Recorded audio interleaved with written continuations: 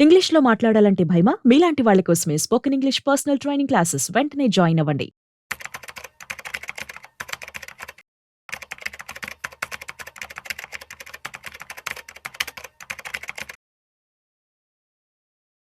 నమస్కారం అండి. నమస్తే అమ్మా. సార్ ఇప్పుడు చాలా మందికి ఒక డ్రీమ్ ఉంటుంది. డ్రీమ్ హౌస్ కొనుక్కోవాలి, పక్కాగా సొంత ఇల్లు కొనుక్కోవాలని ఎవరైనా అల్టిమేట్ గోల్ అదే పెట్టుకుంటారు యాక్చువల్లీ. కాకపోతే కొనాలి అనేపాటికి వచ్చేసరికి చాలా డౌట్స్ రేజ్ అవుతూ ఉంటాయి. అంటే ఏం చెయ్యాలి? ఎలా కొనాలి? లోన్‌లో వెళ్ళాలా? లేదంటే క్యాష్‌లో వెళ్ళాలా? అసలు చాలా రకమైన డౌట్స్ వస్తూ ఉంటాయి. సో, ఒకవేళ ఎవరన్నా ఇల్లు ప్లాన్ చేస్తున్నారు అని అనుకోండి కొనేటప్పుడు. సో, వాళ్ళు ఏం చేయాలి? ఏం చేయకూడదు అనేది మీరు సజెషన్ ఏం ఇస్తారు అసల? చూడమ్మా, ఇల్లు అనేది ప్రతి ఒక్కరికి ఎమోషనల్ బాండింగ్. కరెక్ట్. అవును. ఇల్లుంటే ఆ తృప్తి వేరు. అవును. ఆ ఇల్లు కొనే క్రమంలో ప్రజలు అప్పుల్లోకి వెళ్ళకూడదు, అవును. హ్యాపీగా ఉండాలన్నది నా ఉద్దేశం.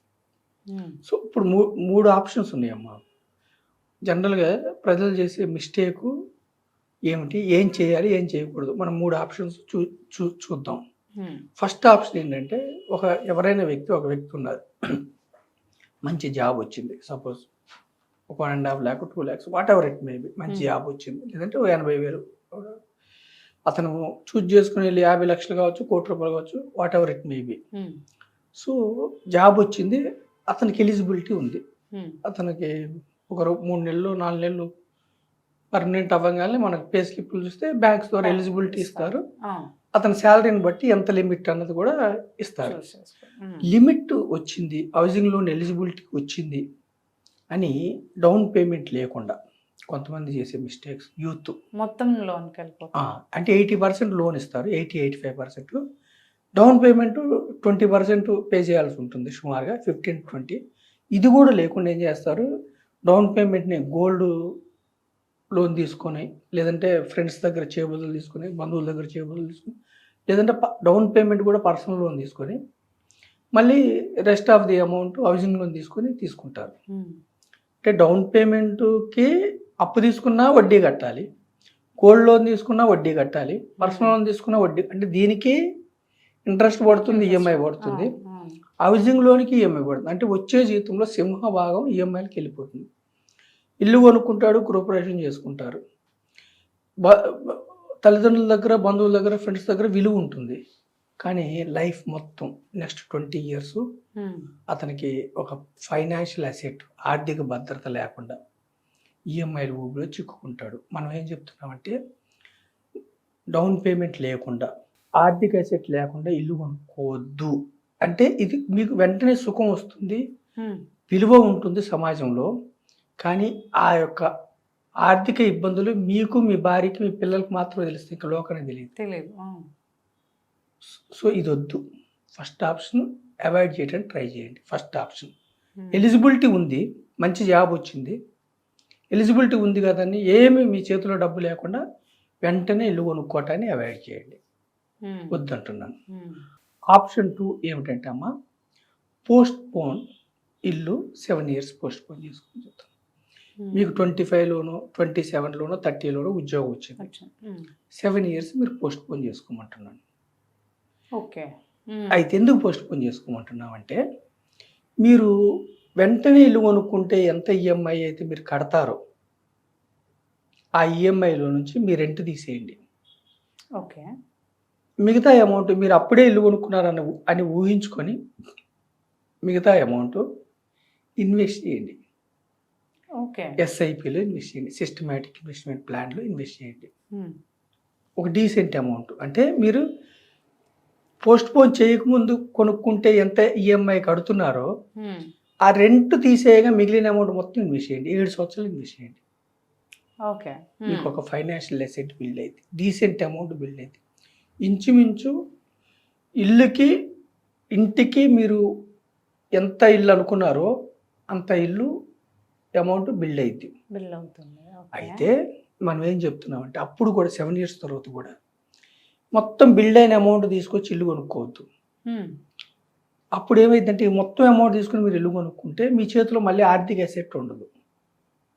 అప్పుడు ఈ అమౌంట్, బిల్డ్ అయిన అమౌంట్లోంచి ఒక 20% డౌన్ పేమెంట్ కట్టండి, అప్పుడు లోన్ తీసుకోండి. అప్పుడు మీ ఆర్థిక అసెట్ నుంచి ఎస్డబ్ల్యూపి సిస్టమాటిక్ విత్డ్రాల్ ప్లాన్ అంటే ఈఎంఐ మీ అసెట్ కట్టాలి, మీ శాలరీ అంతా మిగిలిపోవాలి, మిగిలిపోతే దాన్ని మళ్ళీ రీఇన్వెస్ట్ చేసుకోవాలి. ఏమైనా ఈ ఆర్థిక అసెట్ మొత్తం ఈఎంఐ కట్టలేకుండా కొంచెం తగ్గితే మీ శాలరీ నుంచి కట్టాలి. ఆర్థిక అసెట్ ఉంటే మీకు ఏమవుతుందంటే 7 years తర్వాత ఉద్యోగం పోయినా, ఇప్పుడు లే ఆఫ్ చూస్తున్నాం, టీసీఎస్ కానీ ఇన్ఫోసిస్ కానీ సాఫ్ట్వేర్లు, అనిశ్చిత పరిస్థితి ఏదైనా వచ్చినా మీ యొక్క ఆర్థిక అసెట్ మిమ్మల్ని ముందుకు తీసుకెళ్తుంది. అంటే సెకండ్ ఆప్షన్ ఏమిటంటే 7 years పోస్ట్ పోన్ చేసుకున్న తర్వాత ఇల్లు కొనుక్కుంటే మీకు ఆర్థిక అసెట్ అంటే ఈ 7 years మీరు ఇన్వెస్ట్ చేయకపోతే ఆర్థిక పరమైన అసెట్ మీకు రాదు, కానీ ఇన్వెస్ట్ చేయాలి. ఇల్లు కొనుక్కున్నాం అన్నట్లుగా ఇన్వెస్ట్ చేయాలి, అప్పుడు మీకు ఫినాన్షియల్ అసెట్ బిల్డ్ అవుద్ది.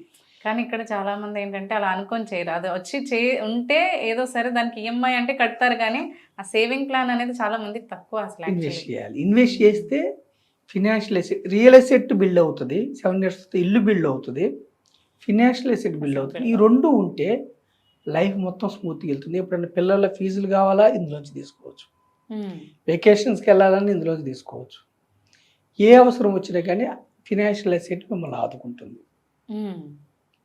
ఇది ఓకే, సెకండ్ ఆప్షన్ గుడ్. అయితే థర్డ్ ఆప్షన్ ఏమిటంటే 7 years, ఈ సెకండ్ ఆప్షన్ ఏమిటి, సపోజ్ ఈరోజు ₹1,00,00,000 ఇల్లు 5% 6%తో గ్రో అయ్యి అప్పుడు పెరుగుతుంది, కోటి 30 లక్షలు అవ్వచ్చు, అయినా కానీ మీ యొక్క ఆర్థిక అసెట్ మిమ్మల్ని ఆదుకుంటుంది.